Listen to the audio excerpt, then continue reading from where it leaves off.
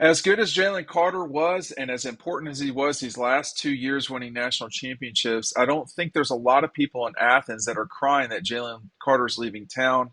I think he's been a lot to handle. That's what Todd McShay said earlier this week on a podcast as we're getting ready for the NFL draft, which is in a few hours, actually. We're recording this at noon, and there's always last minute stuff. Hey, look, Ryan, sort of your comments on what Todd had to say as we head into the draft. Well, at the end of the day, I think maybe the wording's a little harsh. I think that there's certainly going to be a lot of people that miss number 88 being on their football team, right? I mean, he was a game changer, a game wrecker. He's one of the most talented football players that Kirby Smart has coached Right. at the end of the day. Like that there's no other way to put it. Look, I mean, I get to see little bits of practices here and there. I personally have never seen anything like that. Now, I'm not questioning McShay's sources. I'm sure they're great. I'm sure that he's a very well sourced individual, and that's part of the reason why he has a job like he has, is because he knows people. So, is Jalen Carter hard to coach? I mean, I guess I can see some of where he's coming from, but it's hard. I just think the wording's a little harsh. That's kind of my take on it. I don't think there are a lot of people in Athens that are crying that Jalen Carter's leaving town. He's been a lot to handle. I think he's been a lot to handle. So this started in the fall, I feel like, with The Tom beginning McShay. of this, yeah. It So I actually called. it was just late in the season. Late in the season. So I actually talked to some people. I asked them to check around about this because you don't ever know. And the quote was that Jalen Carter, that the staff at Georgia really loved him, and that it was at the time. This was before all this stuff happened, but at the time that there was that Stetson Bennett was a little bit more complicated, an actor, so to speak, but that it was just college stuff. So the view from Athens was not nearly as negative as I'm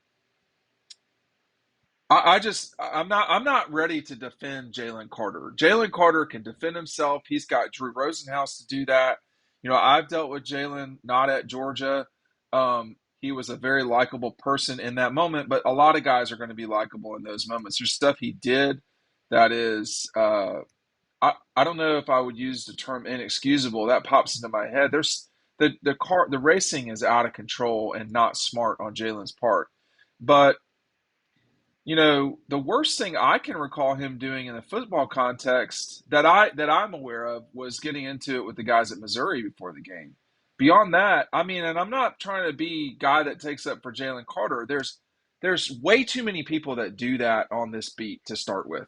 Like the guy can't do any wrong. That's not true, obviously. And there's way too much um, covering for football players at Georgia by people who actually cover them. I mean, I've literally never seen someone have something negative to say about a Georgia player who covers this team in the media. I mean, who until they leave, like people are ready to jump on Barry Alexander, because he's going to a different place. I don't. I mean, you heard a lot about sort of negative stuff about Barry Alexander being a bad teammate. Um, no one ever said that I heard about Jalen Carter, but he never left Georgia either. So. Um, I think Todd McShay, unfortunately, may be in a position where he's said something. He's sort of making certain that he's got his position cornered out, and he's sort of.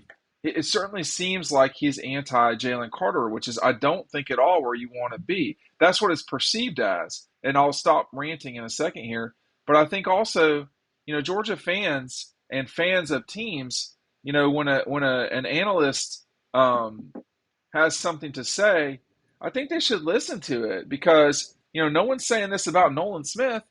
No one's saying this about Broderick Jones. So what is it that I guess the basic question that I have, and I don't know if you can answer this or not, is what does Todd McShay know that we don't? I don't mean Well, that in a I smart mean, ass way either. look, I don't have an exact answer for that. I mean, if I had to infer, I mean, it sounds like maybe Jalen was hard to deal with at practice. Something I don't know exactly what he's talking Maybe. about. Todd McShay knows what he's talking about, but Right. that's he's not going to release all those details.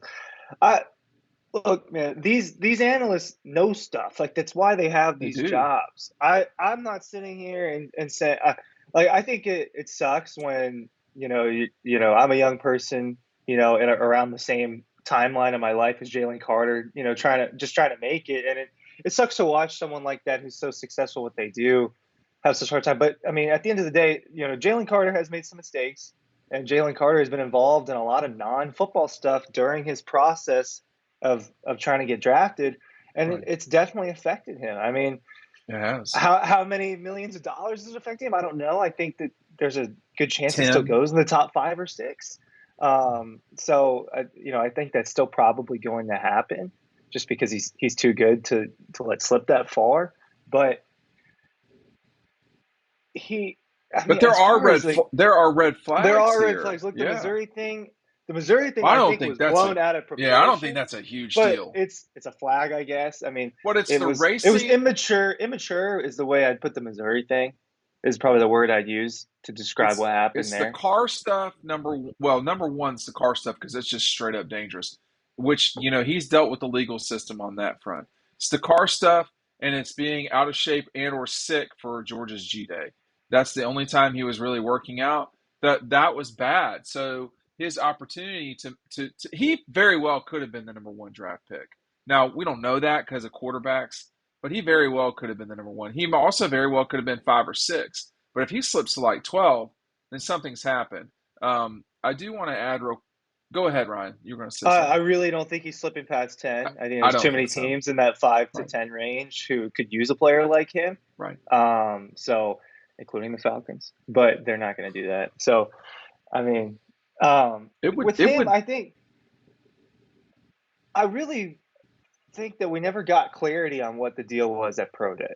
I feel that we never got clarity on what was going on right before that, and it very well could have just been he's dealing with so much life stuff that he just wasn't ready to work out in front of a bunch of people. It could be that. It always bothered me that we didn't know exactly what happened that day. Why'd you gain a few pounds? Or are those scales just different and they don't? You know what I mean? Like Well, the nine unclarity nine that day was as just a frustrating. person, I think you can speak to It's a this lot. as no. Well, as a person who doesn't weigh 100 something pounds, 9 pounds for me would be not quite 3% of my body weight. Now, if you're a professional athlete and you should be in tune with things, that's 9 pounds is not an insignificant thing. The fact that he could not get through the workout, which he looked sick to me that day, so I don't know what was going on, but there was nothing good about that. But you know, the visual he looked ill, I think is what thing though. I think I said this to you and other people that was what is going on with Jalen Carter today. That wasn't just 9 pounds, man. It didn't look like it to me. Um, but I think there's two ways of this thing. Georgia fans are just going to be like, hey, Todd McShay is out to get Georgia players and all this stuff, like they were about oh gosh, Mel Kiper a year ago about something. But I mean, there's clearly something that Todd McShay is being told. The one thing that I will add, though, Ryan, is that the folks that I know that are in the NFL will point out that franchises really do try to get the most bang for their buck. And if they can push a kid down the draft board that they really like, that's just better value for them. In this case, though, Jalen has helped the narrative that Todd McShay has discussed. And I think, in the partisan world we live in, particularly in sports, tribal more than partisan, politics is partisan. In the tribal world we live in, it's okay sometimes to say what's going on that this person knows about that we don't know. He can't just get up there on ESPN and have an agenda against a particular player. It's not going to work.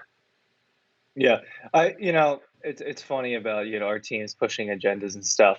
The They Bears do. very well could end up with Jalen Carter after the trade Oh, they made. and coming get him down and get him and as a getting him at 9 9 and and getting getting him at 9 and value. getting all those picks, Yeah. getting a starting wide receiver out of that. I mean, the Bears could end up being the biggest winners of this draft if they get Jalen Carter at 9. You could The really consider them being one of the biggest winners. So, the but Falcons a the guy like him is Falcons hard to miss. It's hard to miss a guy like that. To me, he's the best player in the draft. Maybe I'm not he qualified to say that, but I well, he mean, might be though. I mean, we don't need to go deep dive into the draft right now because it's basically here. But you know, the one thing when I was talking to some folks in the league, in the NFL, excuse me, the one thing about I suggested, hey, listen, Jalen could be the number one guy, and I said, because so much of the NFL is about affecting the quarterback, right? It's either being the quarterback or affecting the quarterback, and that's why you got these defensive ends, linemen, whatever, who affect players, excuse me, affect quarterbacks. They're of real value. That's why running backs, and we have had this discussion offline, that's why running backs have not mattered as much as they used to years gone by. I mean, folks just don't get them, or kind of tight ends, or, is Darnell a better football player than, well, why is Broderick Jones going to go in the first round? Because he's a left tackle, an overwhelmingly important one. But I don't think Todd McShay, just as the business of media, you can't just do that. That's not how it works. I mean, we saw this month what happens when you get caught in lies in media. I mean, talk about $750 billion or whatever it was that Dominion is getting from Fox, from News Corporation, about the lies at Fox. What if that happened at ESPN? I mean, so that's not the way that they roll. And I know I'm gonna get plenty of traffic about ESPN, but man, damn man, y'all overdo that stuff, to be honest with you. But anyway, I don't know what Tom McShay knows. I don't know if he knows something that we don't know. I'm not going to quickly defend Jalen any more than I would, scream him down. Jalen Carter, I think the proof is in the pudding. And when I have dealt with Jalen Carter, it's been fine, but I don't deal with him every single day. So I don't know. His teammates in high school liked him. I mean, I think it's clear to me that his teammates at Georgia liked him. So I'm not sure about this. I don't think there are a lot of people in Athens that are crying Jalen Carter's leaving town. I think that's a stretch, personally, of a quote. Your comment. yeah, that's I mean, it's the same as my original comment, and I think it's a harsh way to You put it. know, if I it's think, and let me just say this real quick, Ryan. Now that I think about okay. it, he might not be talking about in the football program. That he may have a point about. Yeah, I mean, he just said in Athens that could be a lot of different types of people. I mean, I don't know who he's alluding to exactly, but And as he, far as the actual football program, you don't miss players like that. Like, or you don't not miss players like that. You want those types of. And I tell you what, man, you look at their defensive line this year. You wish you had Jalen Carter, because that's a not one of their best position groups right now, what, the in my D opinion. line? Yeah, Well, they're so loaded everywhere on this team. I don't. I like the D line coming back. To be honest, they're not as good as the linebackers. Um, I don't know if any position group is as good as the linebackers on I'm that just. team. I'm just I saying. don't know. I'm just saying. The offensive line. I think this is a really good defensive line for Georgia. It does not have a star, and I think one Well, question I we're think Michael Williams can be your star, but do they have a star on the interior is the real question. Probably not. no, they don't. And I guess one thing we're going to talk about in the near future is, what is scarier, that, and we think, how many got selected last year? 15, 15, and then yes. 10-ish this time. So what is scarier, that Georgia won the national championship in 2021 with 2020 with 25 players on it who are NFL draftees, or is it scarier that they replaced 15 and won it a year later? Like, which is the scarier notion? Thanks for That's watching. an Yeah, interesting that question. is a good Yeah, question. Thanks for watching. that's a good question.